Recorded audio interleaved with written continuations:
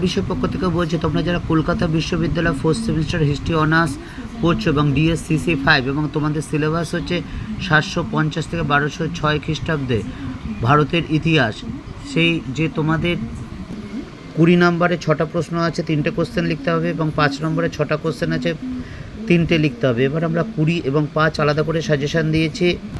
এই দেখো 20 যে প্রশ্নগুলো দেখে নাও, যেগুলো ডবল স্টার ওগুলো খুব ভালো করে পড়বে, ওগুলো আসার সম্ভাবনা খুব বেশি।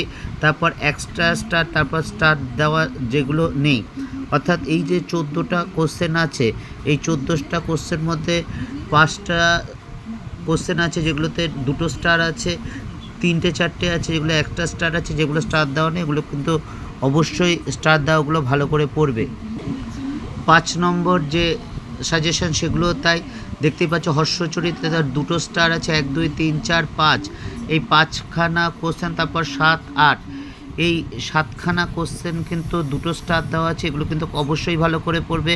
আমরা পড়ার বিষয় পক্ষ থেকে হিস্ট্রি এবং এডুকেশন অনার্স এবং history political philosophy education major minor এবং IDC দিয়ে থাকি। যদি ভালো লাগে বা যদি মনে উপকার পাচ্ছ তাহলে অবশ্যই চ্যানেল লাইক করে সাবস্ক্রাইব করে বেল আইকন টিপে রেখো।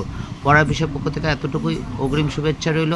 আবার বলছি, এগুলো ভালো করে দেখে যেও, অবশ্যই কমন পাবে এবং বুঝে পড়বে, লিখে প্র্যাকটিস করবে, পরীক্ষা তোমারও খারাপ কখনোই হতে পারে না।